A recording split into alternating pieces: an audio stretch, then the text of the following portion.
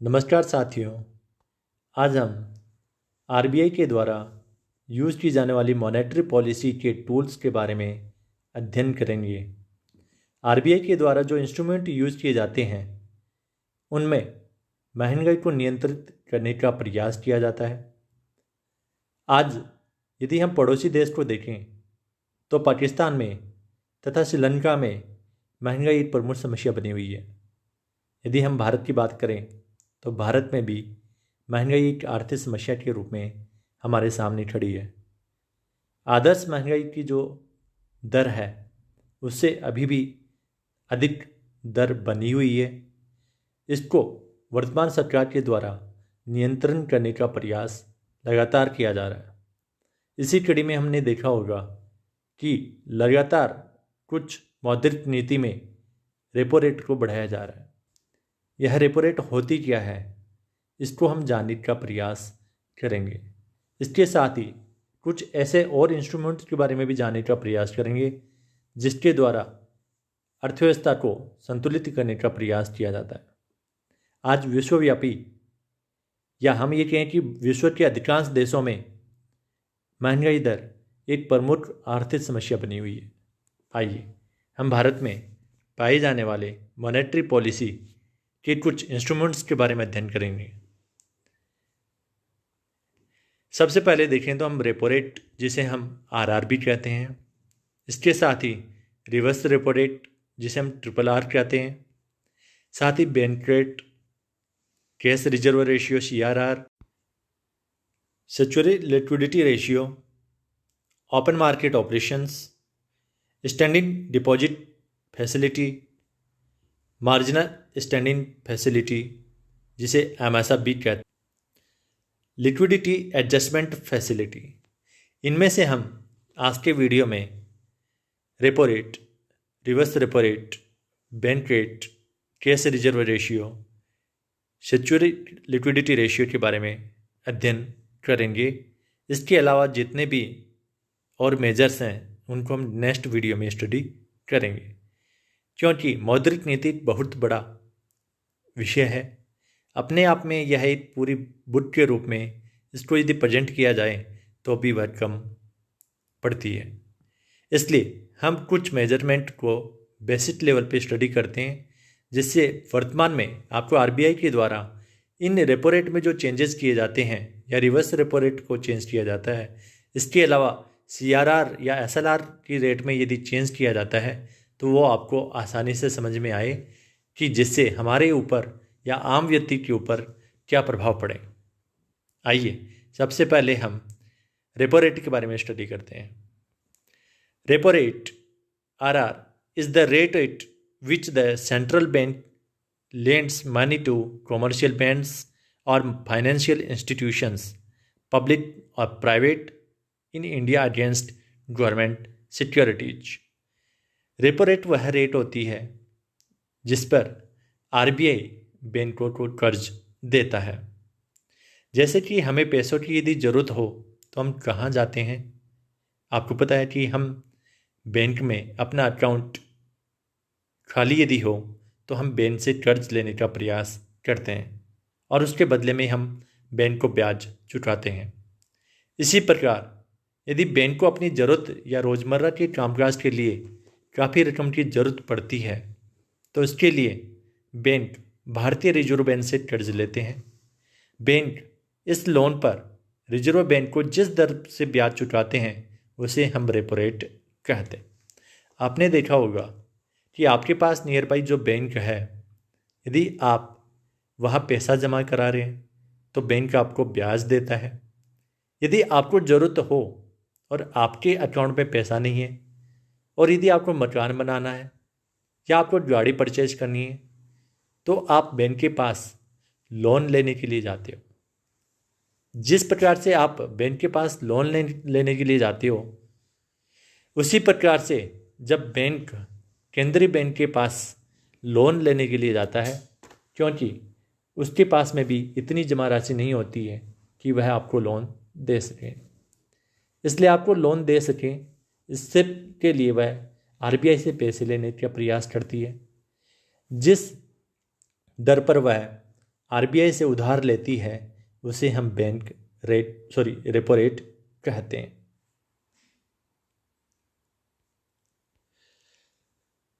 The rate of interest charged by the central bank on the cash borrowed by commercial banks is called the repo rate.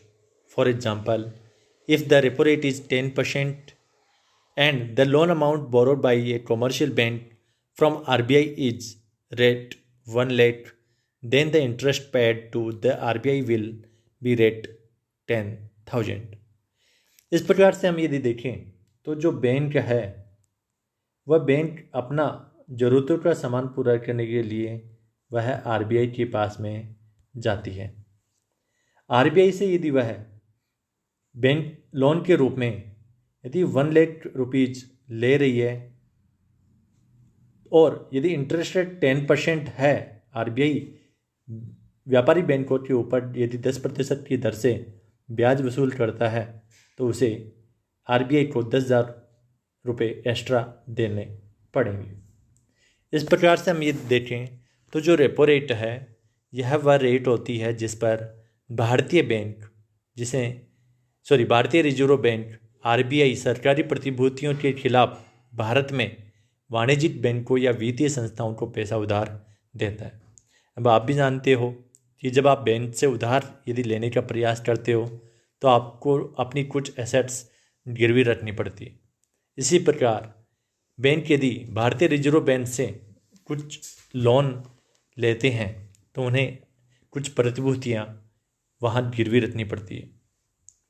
इसे हम repo rate कहते हैं जिस rate पर bank भारतीय reserve bank से उधार लेता है। Repo rate, the interest rate at which the Reserve Bank provides liquidity under the Liquidity Adjustment Facility (LAF) to all LAF participants against the collateral of government and other approved securities।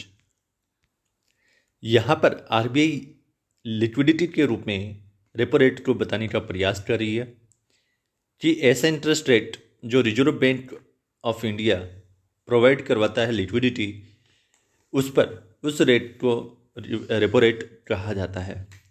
यदि परिभाषित रूप से हम इसे देखें तो liquidity या तरलता उस दक्षता या सहजता को संदर्भित करती है जिसके साथ किसी एसेट या प्रतिभूति को बिना उसके मार्केट प्राइस को प्रभावित किए हुए रेडी कैश में बदला जा सकता है।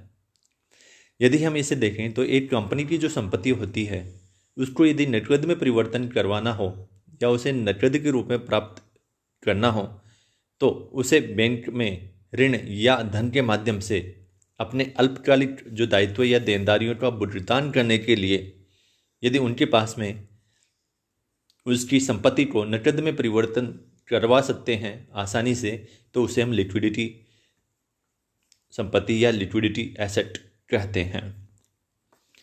आगे हम देखें reverse repo rate. Reverse repo rate में Reverse repo rate is the rate at which the central bank of a country, Reserve Bank of India in case of India, borrows money from commercial banks within that country. It is a monetary policy instrument which can be used to control the money supply in the country.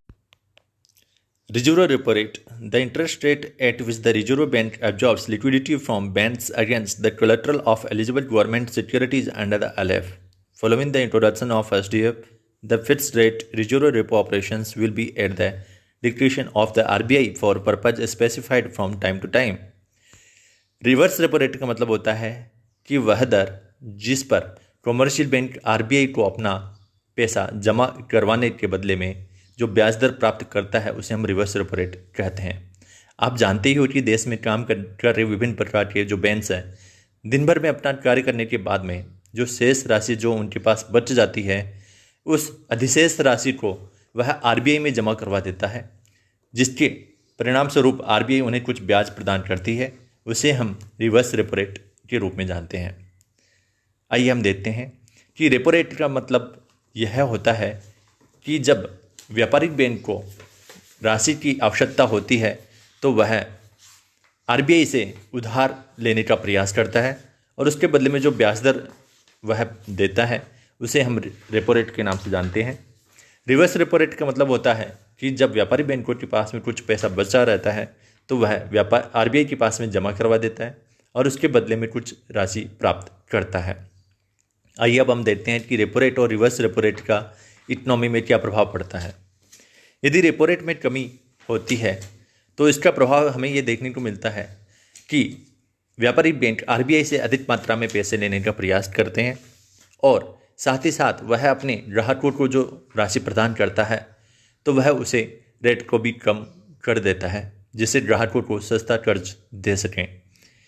इससे ग्राहक उनकी तरफ आकर्षित होते हैं और वह अधिक मात्रा में पैसे लेने का प्रयास करते हैं या अधिक मात्रा में लोन लेने का प्रयास करते हैं जिससे मार्केट में लिक्विडिटी बढ़ जाती है।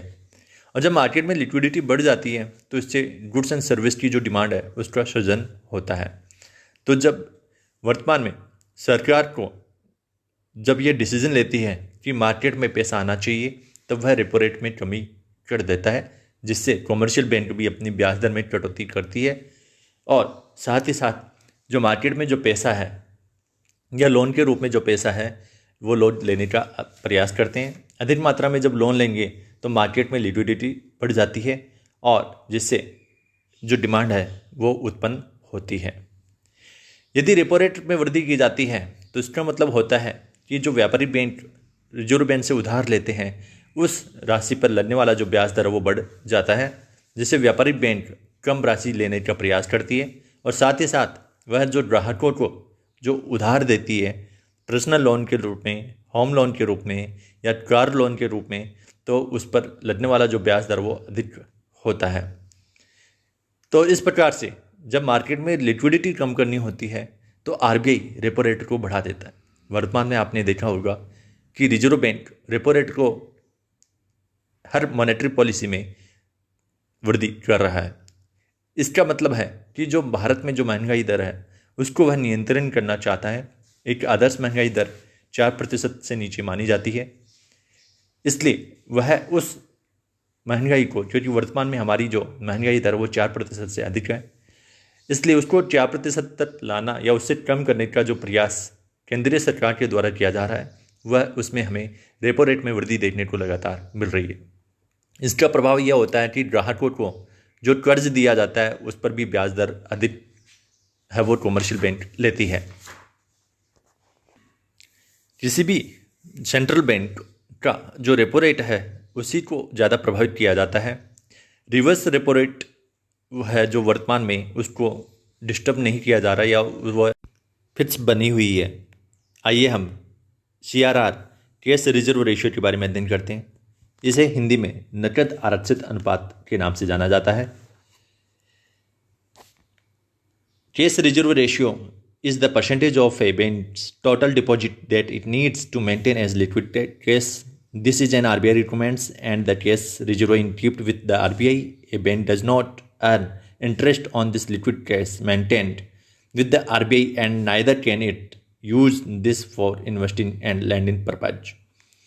Cash reserve ratio, the average daily balance that a bank is required to maintain with the reserve banks as a percent of its net demand and time liabilities as on the last Friday of the second preceding fortnight that the reserve banks may notify from time to time in the official gazettes.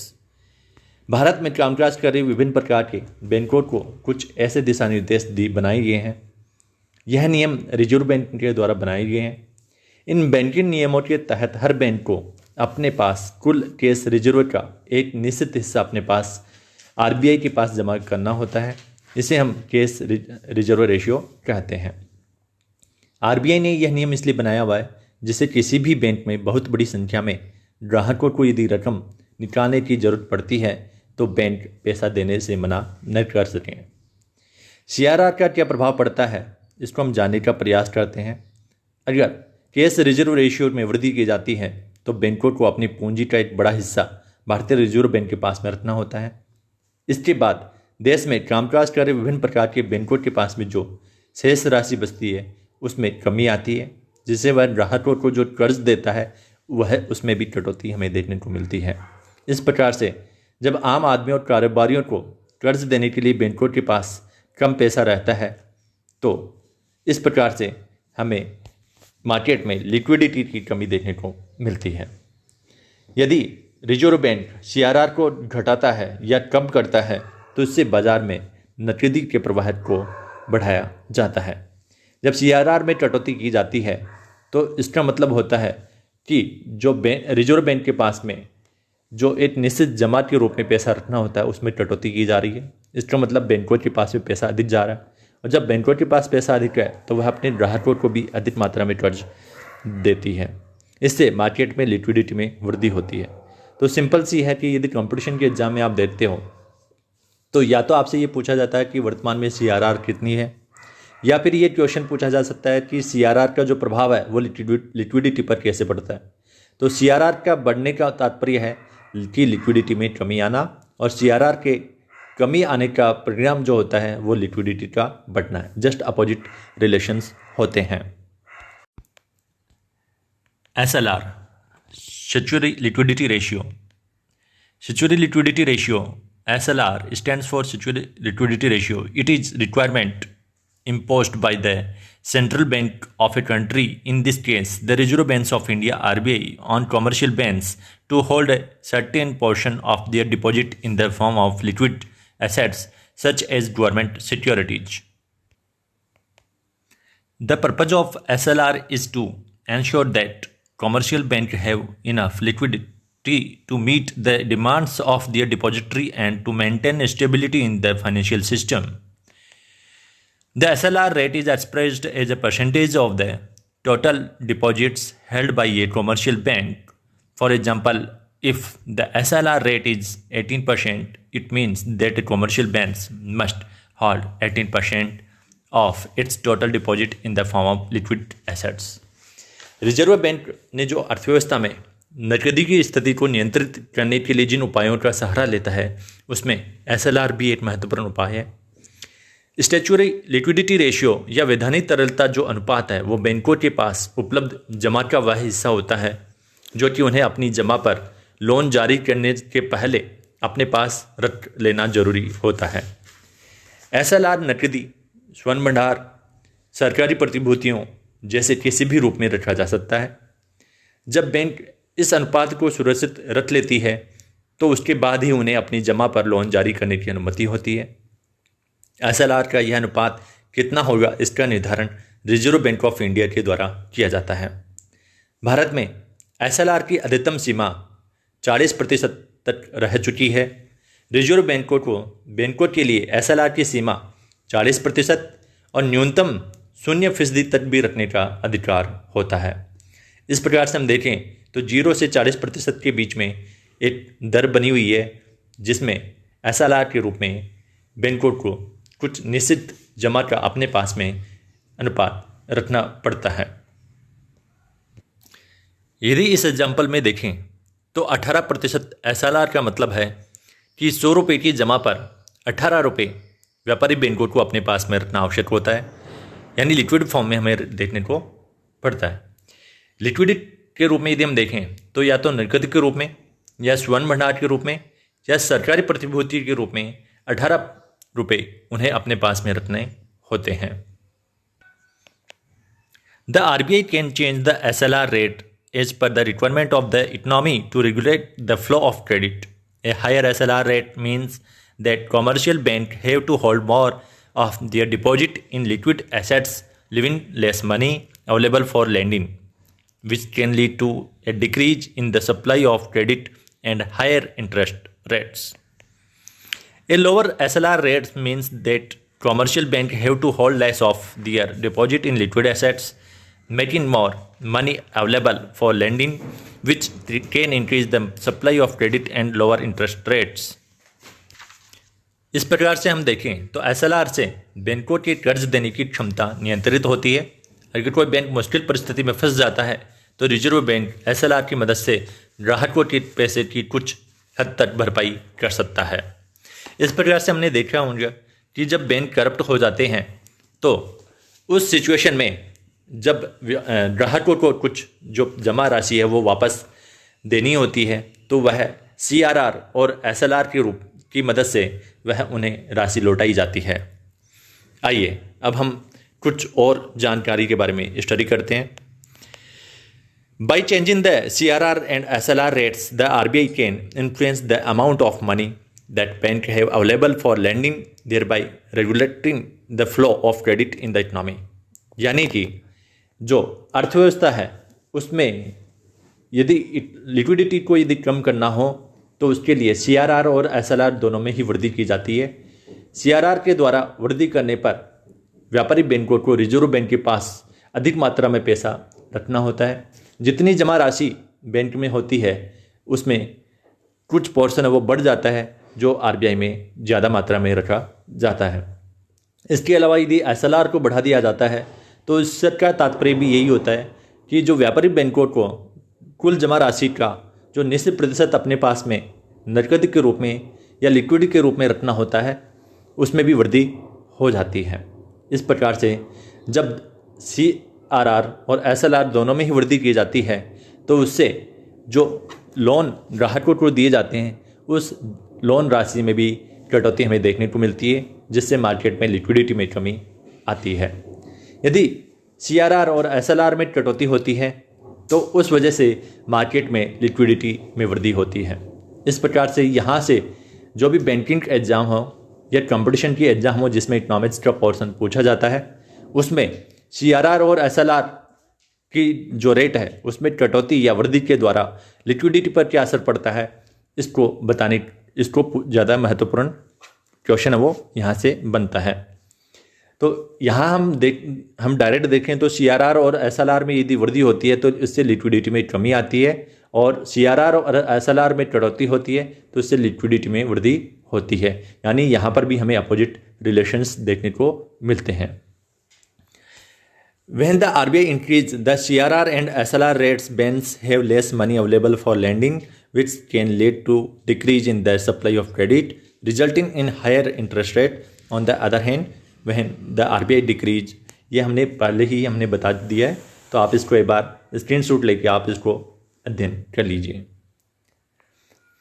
अब हम देखते हैं कि कुछ जो differences है CRR और SLR के बीच में उसको हम देखने का प्रयास करते हैं। यदि मीनिंग के हिसाब से देखें तो it is a percentage of money that a bank has to keep with the RBI, इसे हम CRR के रूप में जानते हैं। It is a proportion of liquid assets पर a percentage of time and demand liabilities, जिसे हम SLR के रूप में जानते हैं। यदि हम फॉर्म के रूप में देखें तो CRR है maintained in the form of case के रूप में वो रखा जाता है, जबकि SLR में हम maintained into form of case, gold and government approved securities को SLR के रूप में रखा जाता है।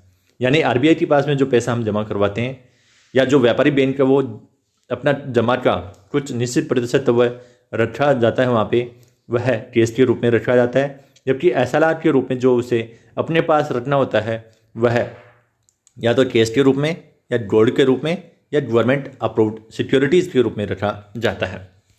यूजेस के आधार पर हम देखें तो regulates the flow of money in the economy, and SLR जो होता है उसका जो यूज होता है ensure the solvency of bank. Reserve with CRR यदि हम देखें तो रिजर्व विथ है वो RBI के साथ में होता है, जबकि जो यहाँ पर SLR के रूप में यदि रिजर्व देखें तो यह रिजर्व विथ कॉमर्शियल बैंक के पास में होता है। नेशनल इम्पैक्ट देखें तो regulate the liquidity of cash in the country, और SLR का भी होता है maintain to credit growth of the country. इस प्रकार से हम देखें तो CRR और SLR में जो मेजर डिफरेंसेस है वह यह है कि CRR के रूप में व्यापारी बैंकों को RBI के पास में अपनी जमा का कुछ निश्चित प्रतिशत कैश के रूप में रखना पड़ता है, जबकि SLR के रूप में जो जमा राशि है उसका कुछ निश्चित प्रतिशत अपने पास ही रखना होता है, जो नकद या फिर बॉन्ड्स या गवर्नमेंट सिक्योरिटीज या गोल्ड के रूप में वह रखा जा सकता है। यदि हम बैंक रेट की बात करें तो यहाँ पर भी देखो जो नॉन इकोनॉमिक के स्टूडेंट्स हैं यह भ्रमित होते हैं कि बैंक रेट क्या होती है, रेपो रेट क्या होती है, रिवर्स रेपो रेट क्या होती है, केस रिजर्व रेशियो क्या होता है और SLR क्या होती है। तो इन सभी रेट्स के बारे में अवगत करवाने के लिए यह वीडियो बनाया गया है। अब हम बैंक रेट के बारे में और जानते हैं, फिर इसके अलावा जो आरबीआई अदर पॉलिसीज अपनाता है या अदर इंस्ट्रूमेंट अपनाता है उसको हम नेक्स्ट वीडियो में लेके आएंगे। तो बैंक रेट है वो the minimum rate of interest which A central bank charges in India case reserve bank of India will lend in loans to domestic banks is called bank rate. When a bank suffers fund deficiency, it can borrow money from RBI to continue service. यानी वह minimum जो rate bank rate कहलाती है, जो एक व्यापारिक bank जब उसके पास में बोरो जो मनी है वो आरबीआई से लेने का प्रयास करती है, या उसके पास में जब पैसा कम होता है, जैसे आपने देखा होगा कि कुछ बड़ी बड़ी जो कंपनियां हैं उनको बड़े बड़े फंड चाहिए होते हैं, तो वह अपनी सिक्योरिटीज़ जमा करवाता है और उसके बदले में पैसा बैंक से उधार लेता है। पर यदि आपने देखा होगा कि बैंक के पास में इतना पैसा नहीं होता है कि वह उनकी डिमांड को पूरा कर सकें, तो इसके लिए वह आरबीआई से पैसा उधार लेता है और व्यापारी बैंक उधार लेकर उसे अपने ग्राहक को देने का प्रयास करता है। तो इस प्रकार से जो पैसा आरबीआई से उधार लिया जाता है उस पर एक मिनिमम जो रेट से इंटरेस्ट रेट लिया जाता है उस पर उसको हम बैंक रेट कहते हैं। When bank rate is increased by the central bank, a commercial bank's borrowing cost heights, which reduce the supply of money in the market. यानी यदि बैंक रेट को हाई कर दिया जाता है तो इससे सेंट्रल बैंक जो व्यापारी बैंकों को जो पैसा उधार दे रही है या व्यापारी बैंक जो आरबीआई से पैसा उधार ले रहे हैं, जिससे उनकी जो कैश या फंड डिफिशियंसी है उसको पूर्ति की जा सके, तो उस पर लगने वाला जो ब्याज दर है वो भी बढ़ जाता है। जब बैंक रेट बढ़ जाता है तो उससे कॉमर्शियल बैंक्स जो बोरोइंग लेते हैं उसमें कमी हमें देखने को मिलती है, या हम ये कहें कि जो उनकी कॉस्ट है वह बढ़ जाती है। इससे वह अपनी जो लोन लेने वाली जो राशि है उसमें कटौती करता है। इस प्रकार से जो मार्केट में जो मनी का जो प्रवाह है वह कम हो जाता है। तो इस प्रकार हम देखें तो बैंक रेट में भी वृद्धि का जो प्रभाव है वो नेगेटिव इम्पैक्ट पड़ता है जो लिक्विडिटी है उसके ऊपर। Bank rate is the interest rate at which the reserve bank of India RBI lends money to domestic commercial banks usually in the form of relatively short term loan। कि जो bank rate है वो short term के लिए लगाई जाती है, या हम ये कहें कि जो शॉर्ट टर्म के लिए कॉमर्शियल बैंक आरबीआई से जो पैसा उधार ले रही है उस पर लगने वाली जो रेट है उसको हम बैंक रेट के नाम से जानते हैं। Commercial banks are not required to keep any collateral as security when borrowing at bank rate. यानी इस पैसे को या बैंक रेट के ऊपर जो पैसा व्यापारी बैंक उधार लेती है उस पर कोई भी सिक्योरिटीज नहीं रखी जाती है।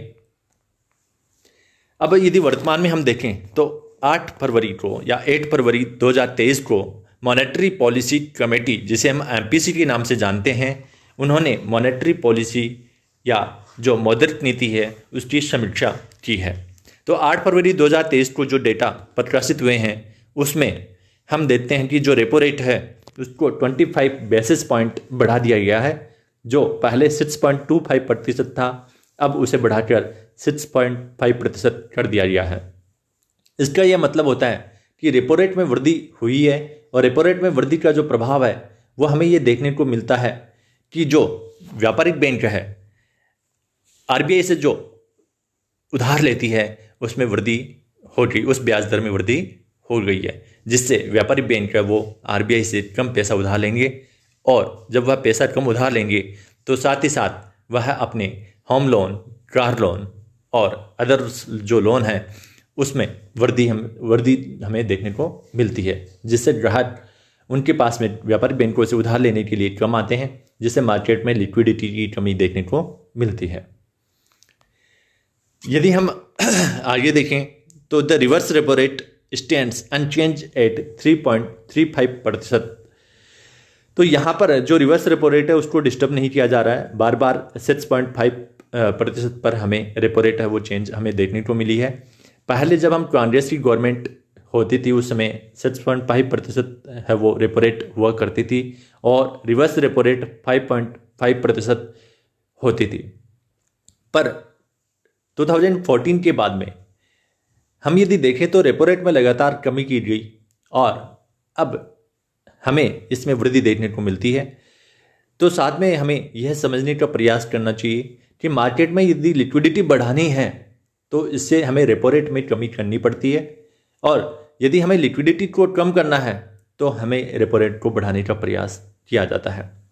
तो इस प्रकार आरबीआई महंगाई दर को कंट्रोल करने के लिए वह रेपो रेट में लगातार वृद्धि कर रही है, पर रिवर्स रेपो रेट में जो कमी है या हम ये कहें वृद्धि है उसको नहीं किया जा रहा है। वह अपने 3.35% पर है, वो फिक्स बनी हुई है।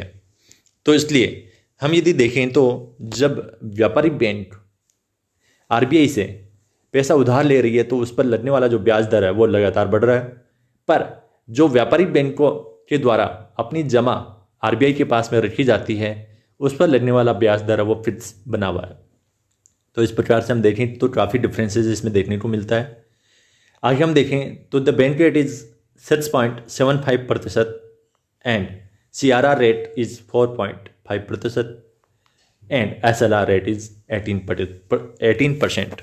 तो इस प्रकार से हम देखें तो ये जितने भी जो डेटा है वो हर एग्जाम में आपके चाहे बैंक का एग्जाम हो, SSC का एग्जाम हो या अदर इकोनॉमिक्स से रिलेटेड क्वेश्चंस हो या आपके जनरल नॉलेज से रिलेटेड क्वेश्चंस हो, उसमें यह बैंक रेट से वो पूछी जा सकती है। तो यहाँ पर आपको यही ध्यान रखना है कि जो रेपो रेट है अभी वर्तमान में 6.5% है। RRR reverse repo rate is 3.35%, bank rate is 6.75%, CRR cash reserve ratio is 4.5%, SLR is 18% हमें देखने को मिल रही है। मुझे आशा है कि आपको ये वीडियो पसंद आया होगा। यदि आपको ये वीडियो पसंद आया और ऐसी जानकारी प्राप्त करना चाहते हैं तो आप इस चैनल को लाइक कीजिए, सब्सक्राइब कीजिए और शेयर कीजिए। हम ऐसे ही वीडियो लेकर आएंगे। धन्यवाद।